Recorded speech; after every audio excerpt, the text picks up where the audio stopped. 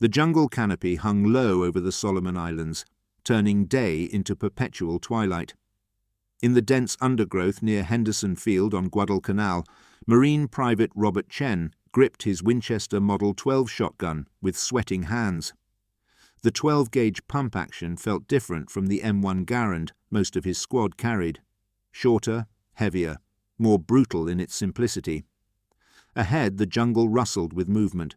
Japanese infantry were probing the marine perimeter, trying to infiltrate through the thick vegetation where rifles were too long and unwieldy.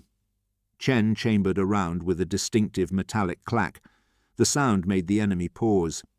They had learned what that noise meant. The Pacific War was unlike anything American forces had experienced before. Europe was a war of open fields, towns and roads where conventional tactics applied. The Pacific was different. Endless jungles, volcanic islands, coral atolls, and cave systems where visibility dropped to arm's length and combat occurred at distances measured in feet rather than yards. The dense vegetation made rifle fire ineffective. A soldier could empty an entire clip without hitting an enemy 5 meters away because the rounds fragmented on tree trunks and bamboo. Japanese tactics exploited these conditions ruthlessly. They were masters of infiltration, close assault, and night fighting. Their soldiers were trained to close with the enemy, where superior marksmanship meant nothing and only raw violence decided outcomes. American commanders recognized early that standard infantry weapons were inadequate for this kind of fighting. The M1 Garand was an excellent rifle, accurate, reliable, hard-hitting, but its 30-inch barrel made it clumsy in dense jungle. The Browning automatic rifle provided firepower but was heavy and difficult to maneuver. The M1 carbine was compact but lacked stopping power at close range. What the Marines needed was a weapon optimized for fighting at arm's length, something that didn't require precise aim, something that could put massive amounts of lead downrange instantly, something terrifying enough to break enemy charges. They needed shotguns. The Winchester Model 12 was already famous before World War II began. Introduced in 1912, it had earned a reputation as the finest pump-action shotgun ever made. Winchester's advertisements called it the perfect repeater, and for once the marketing matched reality. The action was smooth as silk, cycling with minimal effort. The design was simple enough to be reliable under the worst conditions. The construction was robust enough to survive abuse that would destroy lesser weapons. Duck hunters loved it for its handling. Police departments issued it for its effectiveness. But its true calling came in the steaming jungles of the Pacific, where it became known as the trench broom, or trench sweeper, though the trenches it swept were paths through rainforest and caves carved from volcanic rock. The military version, designated the M1897 and M12 in various configurations, featured a 20-inch cylinder bore barrel and could hold 6 shells in the tubular magazine. It fired standard 12-gauge ammunition, typically buckshot loads containing 9.33 caliber lead balls. When fired, those 9 projectiles spread in a pattern roughly a foot wide at 10 meters. At close range, the pattern was tight enough that all 9 pellets would impact a man-sized target. The effect was devastating. A single shot could incapacitate multiple enemies or completely disable a single target, regardless of where it hit. Unlike rifle bullets that required precision, buckshot just needed to be aimed in the general direction of the target. Marine Corps documentation from Guadalcanal describes the shotgun's effectiveness in the most clinical terms possible. After-action reports noted that enemy soldiers hit by buckshot at close range were immediately neutralized, with minimal survival rates. What this bureaucratic language obscured was the brutal reality. 9 .33 caliber balls hitting simultaneously created massive trauma. The psychological effect on Japanese soldiers witnessing these casualties was profound and immediate. They had faced rifle and machine gun fire throughout the China campaign. They understood those weapons. But shotguns were different. The wounds they caused were catastrophic in ways that violated expectations about combat.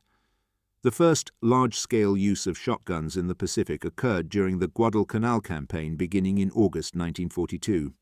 The Marines landing on the island carried standard weapons, but within weeks, requests for shotguns began flowing back to quartermasters. The jungle fighting around Henderson Field was close and vicious.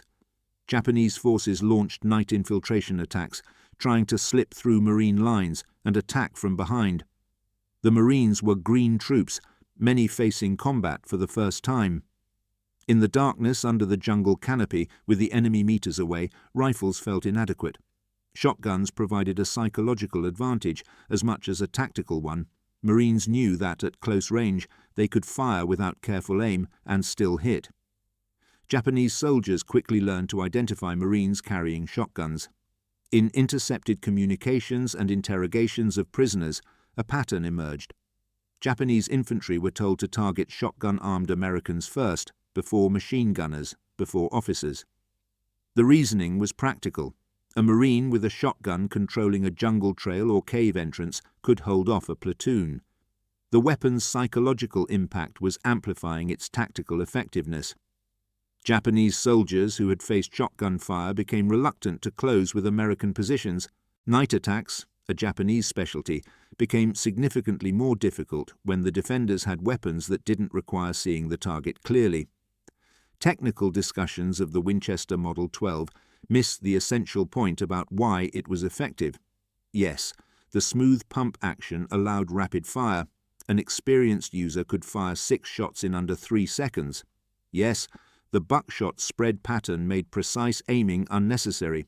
Yes, the stopping power was unmatched at close range. But the real effectiveness came from what happened to enemy soldiers who survived encounters with it. They spread stories. They told other units. The reputation of the weapon grew beyond its actual capabilities, and reputation is a weapon in itself. The Battle of Tarawa in November 1943 demonstrated both the shotgun's capabilities and its limitations. The assault on Betio Island required clearing hundreds of concrete bunkers and pillboxes. Japanese defenders had constructed elaborate fortifications, interconnected by tunnels, designed to survive naval bombardment.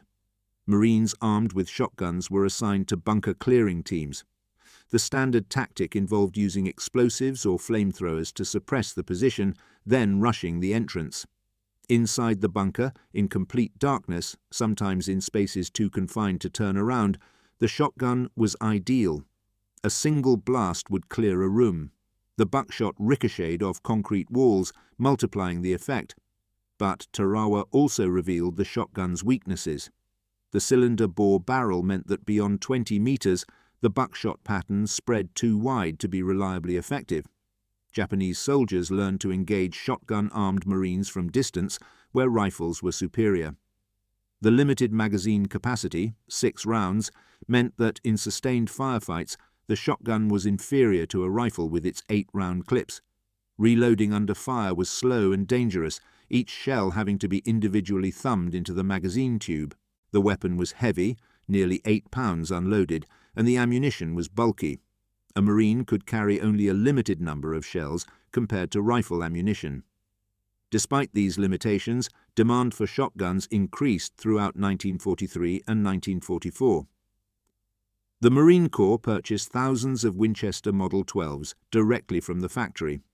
Remington Model 11 auto-loading shotguns also saw service, though the pump-action Winchester remained preferred. Distribution prioritized units expected to engage in close-quarters combat, reconnaissance battalions, raider units, and assault engineers. By 1944, most Marine rifle companies had at least 1 shotgun per platoon, often carried by the point man on patrols or by designated personnel in assault teams. The fighting in the Philippines provided ideal conditions for shotgun employment. The campaigns to liberate Luzon and other islands involved extensive urban combat. Manila's street fighting was particularly intense. Japanese forces had fortified buildings throughout the city, creating defensive positions in houses, schools, and government buildings. Clearing these structures required entering rooms where the enemy waited in ambush. Rifle-armed Marines entering a room had to identify targets, aim, and fire, a process taking precious seconds. Shotgun-armed Marines could fire the instant they entered, trusting the spread pattern to hit anything in the room. The difference in casualty rates was measurable. Units with shotguns assigned to point positions suffered fewer killed and wounded during building clearing operations. Japanese defensive doctrine evolved in response to American shotgun tactics. Documents captured on Saipan included training materials instructing soldiers on countering shotgun-armed opponents. The advice was straightforward: maintain distance, use grenades, target the shotgun carrier before he can close. More revealing were the psychological warnings. Japanese soldiers were cautioned not to fear the shotgun unduly, that it was merely another weapon, that its reputation exceeded its capabilities. The fact that such reassurances were necessary indicated how effectively the weapon had undermined Japanese morale. Cave fighting on Peleliu and Iwo Jima elevated the shotgun from useful to essential. The Japanese had turned both islands into fortress complexes with thousands of caves and tunnels. Clearing each required entering confined spaces where the enemy had every advantage. Flamethrowers were effective, but required support. Explosives could collapse entrances, but left the defenders alive inside tunnels. The solution was combined arms teams, flamethrowers to suppress, demolitions to breach, and shotguns to clear. Marines armed with Winchester Model 12s would enter smoke-filled caves, often crawling, firing at anything that moved. The buckshot's ability to wound through ricochet was critical. Even if the target wasn't hit directly, pellets bouncing off rock walls could incapacitate defenders. Personal accounts from Iwo Jima described the intensity of cave fighting. Sergeant James Mitchell, who carried a Winchester Model 12 throughout the campaign, later wrote about entering a cave complex that housed an estimated 50 Japanese soldiers. His team used explosives to open the main entrance, then sent in flamethrowers to flush out defenders. Mitchell and 2 other shotgun-armed Marines followed, firing at muzzle flashes in the darkness. He emptied his shotgun twice, reloaded frantically, emptied it again. The engagement lasted perhaps 3 minutes. When supporting infantry arrived and established lights, they counted 27 Japanese dead in the main chamber. Mitchell couldn't say how many he'd personally hit. In that darkness, with smoke and confusion, it was impossible to tell. But he knew the shotgun had kept him alive. The psychological dimension of shotgun warfare extended beyond the battlefield. Japanese propaganda seized on American shotgun use as evidence of barbarism. Radio Tokyo broadcasts denounced the weapons as inhumane, claimed they violated the laws of war, and threatened to execute captured Marines found with shotguns. The protests had historical precedent. Germany had made similar complaints about American shotgun use in World War I, arguing that shotguns caused unnecessary suffering. The American response then and in World War II was identical. Shotguns were legitimate weapons causing no more suffering than any other firearm, and the protests were hypocritical given the enemy's own conduct. The Japanese threats to execute prisoners carrying shotguns created a dilemma for Marine commanders. Official policy was that shotguns were legal weapons and Marines had every right to carry them. Unofficially, some officers advised their men to leave shotguns behind if there was risk of capture, or at least to ensure they also carried a rifle so they couldn't be specifically identified as shotgun users. In practice, the threat was mostly propaganda. Japanese forces rarely took prisoners anyway, and there's limited evidence they treated captured shotgun carriers any worse than other prisoners. Training programs evolved to maximize shotgun effectiveness. New Marines arriving in the Pacific received specific instruction in close-quarters combat with shotguns. The training emphasized speed over precision. Pump the action, fire, pump again, keep firing until the threat is eliminated. Marines practiced firing from the hip, found that at close range it was as effective as aimed fire and much faster.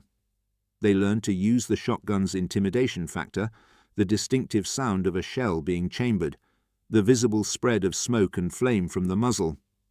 These psychological elements could sometimes stop an attack without firing. Maintenance was simpler than for most military weapons. The Winchester Model 12's design was robust and tolerant of dirt and moisture. Marines learned to field strip the weapon for cleaning. Remove the magazine tube, extract the bolt assembly, wipe down the barrel, reassemble.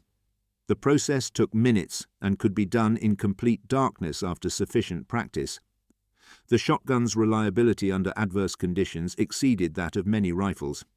While M1 Garans required careful maintenance of their gas systems, shotguns were manually operated and largely immune to fouling issues that plagued gas-operated weapons. Ammunition development played a crucial role in the shotgun's effectiveness. Standard buckshot loads worked well, but specialized ammunition improved performance in specific situations. Magnum loads with heavier powder charges increased range slightly. Some Marines loaded their shotguns with alternating buckshot and slug rounds. The slugs for hardened targets like equipment or light fortifications, buckshot for personnel. Experimental flechette rounds, containing small steel darts, were tested but never widely issued. The standard 9-pellet buckshot load proved difficult to improve upon for close-range anti-personnel work. The Okinawa campaign in spring 1945 represented the culmination of Pacific War close-quarters combat. The fighting lasted 82 days and involved clearing thousands of fortified positions. Japanese forces had prepared the island with typical thoroughness, creating defensive networks that maximized the advantages of terrain. The southern portion of Okinawa became a killing ground where every ridge, every draw, every village was contested. Shotguns were ubiquitous in assault units. After-action reports indicate that virtually every company had at least 4 shotguns, often more. Their use in tomb clearing, Okinawan traditional burial sites were caves that Japanese forces fortified, was particularly extensive. The close relationship between weapon and user developed into almost ritualistic significance. Marines who survived multiple campaigns with their shotguns often refused to trade them for new weapons. The Winchester Model 12s acquired character through use, worn bluing, scratched stocks, personalized modifications. Some Marines carved notches, though this was officially discouraged. Others gave their weapons names, a practice more common with shotguns than rifles. The emotional attachment reflected the weapon's role in survival. A rifle engaged enemies at distance, but a shotgun saved your life at arm's length when everything else failed. Japanese tactical adaptations attempted to neutralize American shotgun advantages. Defensive positions were designed with longer approaches, forcing attackers to cross open ground where rifles were more effective. Bunkers were constructed with multiple interconnected chambers rather than single rooms, limiting the shotgun's ability to clear an entire position with a few shots. Defenders used grenades more extensively in close combat, relying on blast effect rather than direct fire. These adaptations were partially successful, but couldn't completely overcome the fundamental advantages shotguns provided in confined spaces. The debate over shotgun effectiveness versus other close-quarters weapons continued throughout the war. Some officers preferred submachine guns, arguing that the Thompson or the new M3 grease gun provided superior firepower with larger magazine capacity. Submachine gun advocates noted that pistol-caliber ammunition was lighter, allowing soldiers to carry more rounds. The counter-argument was immediate stopping power. 9 .33 caliber balls hitting simultaneously caused instant incapacitation, while pistol rounds often required multiple hits. Combat data supported the shotgun advocates. Casualty analyses showed that targets hit by buckshot at close range had significantly lower survival rates than those hit by submachine gun fire. The industrial production of military shotguns revealed interesting aspects of wartime manufacturing. Winchester's New Haven factory ramped up Model 12 production to meet military contracts while simultaneously producing M1 carbines and other weapons. The shotgun's relatively simple design, compared to semi-automatic rifles, meant it could be manufactured with less sophisticated machinery and less skilled labor. Quality control was rigorous. Military inspectors tested sample weapons from each production batch, firing them extensively to verify reliability. Rejected weapons were reworked until they met specifications. The result was that military Winchester Model 12s were often better made than commercial versions, with tighter tolerances and better finishing. Personal equipment adaptations reflected how Marines integrated shotguns into their combat loads. Standard rifle ammunition pouches didn't work well for shotgun shells, which were larger and differently shaped. Marines improvised solutions: cloth bandoliers sewn to hold shells, pouches salvaged from other equipment, even captured Japanese gear modified for shell carrying. Some cut the ends off sock, filling them with shells and tying them to their web gear. These improvised carriers had advantages over standard magazine pouches: faster access, easier reloading, better protection against moisture. The final months of the war saw increased shotgun distribution as American forces prepared for the invasion of Japan. Operation Downfall's planning assumed extensive urban combat. Japanese cities were dense, buildings were close, streets were narrow, ideal conditions for shotgun employment. Training for the invasion emphasized close-quarters battle. Entire battalions received instruction in building clearing, room combat, and tunnel fighting. Shotguns were issued more widely than ever before. The atomic bombs made this training unnecessary, but the preparations indicated how thoroughly the weapon had been integrated into American infantry doctrine. The contrast between American and Japanese approaches to close-quarters combat weapons is revealing. Japanese forces relied primarily on bayonets, swords, and grenades for close combat. Their tactical doctrine emphasized shock and surprise, closing with the enemy before he could bring firepower to bear. This worked against opponents who panicked under close assault. It failed against Marines with shotguns who welcomed close combat. The cultural dimension shouldn't be ignored. Japanese military culture valued hand-to-hand combat skills, seeing them as evidence of warrior spirit. Shotguns reduced close combat to mechanical slaughter, removing the individual skill component that Japanese training emphasized. Medical reports from Pacific campaigns document the wounds caused by shotguns in stark clinical detail. Buckshot impacts created multiple wound channels, each causing tissue damage and bleeding. At close range, all 9 pellets often entered through an area smaller than a fist, creating massive trauma. The pellets didn't always exit, sometimes lodging in bone or organs, causing complications even if the victim survived initial treatment. Surgeons treating Japanese wounded noted that shotgun casualties were among the most difficult to treat. Multiple projectiles meant multiple injuries to track and repair. The lethality rate for shotgun wounds at close range approached 90%, according to some medical analyses. The post-war period saw the Winchester Model 12 fade from military service as newer weapons entered inventory. The development of assault rifles like the M16 provided compact, high firepower weapons better suited to jungle warfare than traditional rifles. But shotguns retained their niche.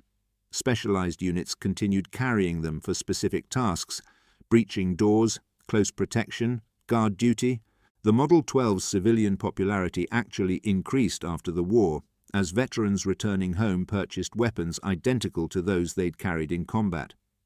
Winchester continued manufacturing the Model 12 until 1964, then briefly resumed production in the 1970s due to demand. The Japanese perspective on American shotgun use remained bitter long after the war. Memoirs by Japanese veterans consistently describe encountering shotgun-armed Marines in negative terms. The weapons were cruel, unfair, barbaric. This reaction reflects both the weapon's effectiveness and cultural attitudes. Japanese military doctrine emphasized courage and close combat. Being defeated at close range by a weapon requiring minimal skill violated their understanding of proper warfare. The fact that a Marine with weeks of training could defeat a veteran Japanese soldier with years of experience purely through superior weaponry was psychologically devastating. Modern analysis of World War II small arms often overlooks the shotgun's contribution. Historians focus on rifles, machine guns, and anti-tank weapons, the weapons that decided large-scale battles.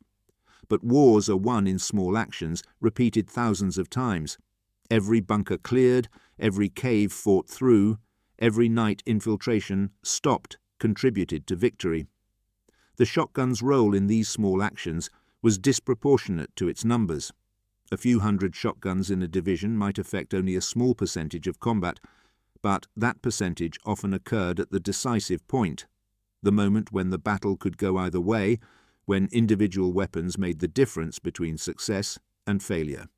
The training value of shotguns extended beyond their tactical use.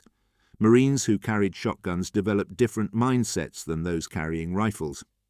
Rifle training emphasized marksmanship, careful aim, and fire discipline.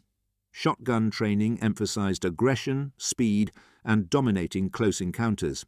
These psychological attributes transferred to other aspects of combat. Units with high shotgun distribution tended to be more aggressive in assault operations, more willing to close with the enemy, more confident in close quarters situations. Whether this was because shotguns encouraged aggression or because aggressive units requested shotguns is debatable, but the correlation was clear. The legal questions about shotgun use in warfare resurfaced periodically. International humanitarian law prohibits weapons that cause unnecessary suffering, but defining unnecessary is subjective. Shotguns cause terrible wounds, but so do rifles, machine guns, and artillery. The argument that shotguns were uniquely cruel compared to other weapons didn't withstand scrutiny. The real issue was psychological. Shotguns looked and acted differently from traditional military weapons, and this difference made them disturbing to those who faced them. The protests about their use reflected discomfort with their effectiveness rather than legitimate legal concerns. The tactical evolution of shotgun employment mirrored broader changes in American infantry doctrine. Early in the war, shotguns were treated as specialty weapons issued to specific individuals for specific tasks. By war's end, they were general-purpose close-quarters weapons integrated into standard tactics. This reflected growing American emphasis on firepower over maneuver. Where earlier doctrine relied on movement and positioning to defeat enemies, later doctrine emphasized simply overwhelming them with superior firepower at the decisive point. Shotguns fit this philosophy perfectly. They didn't require clever tactics, just getting close enough to use them. The Winchester Model 12's reputation far outlasted its military service. For decades after World War II, it remained the standard by which other shotguns were judged. Law enforcement agencies preferred it for its reliability. Competitive shooters used it for its smooth action. Hunters appreciated its handling and accuracy. But underlying all these civilian uses was the military reputation. This was the weapon that had fought through the Pacific, that had cleared Japanese bunkers, that had earned respect and fear from one of history's most formidable armies. That reputation added value beyond mere functionality. The economic impact of military shotgun production was modest compared to rifles or machine guns, but Winchester derived significant benefits from military contracts. The company's reputation for quality, established through successful military production, enhanced its commercial position. Post-war advertising subtly referenced military service. Photographs showed Marines with Model 12s, even if the ads were selling hunting versions. Veterans seeing these advertisements remembered their service weapons fondly and often purchased similar models. The military's endorsement through use was better than any marketing campaign. Technical innovations driven by military shotgun use influenced civilian designs. Improvements in heat treatment for barrel steel, developments in chamber design to handle varied ammunition, refinements in action design to improve reliability. All these military-driven improvements eventually appeared in commercial shotguns. The civilian shooting sports benefited from research and development originally funded by military requirements. This pattern of military innovation benefiting civilian markets has repeated throughout history, but it's particularly clear with shotguns where the military and civilian weapons were nearly identical. The cultural memory of Pacific War shotgun use varies between nations. In America, the Winchester Model 12 is remembered fondly as an effective weapon that saved lives.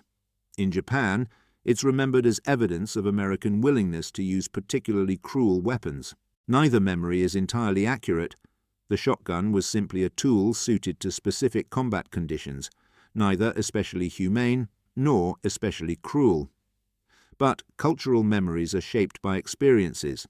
and those who faced shotgun fire naturally remember it differently than those who carried them. The final assessment of the Winchester Model 12's effectiveness in World War II must consider both measurable and immeasurable factors. Measurably, it allowed American forces to clear fortifications faster with fewer casualties than alternative methods. It provided psychological deterrence against Japanese infiltration tactics. It gave individual Marines confidence in close-quarters situations. Immeasurably, it affected enemy morale, complicated enemy tactical planning, and contributed to the overall superiority American forces established in close combat.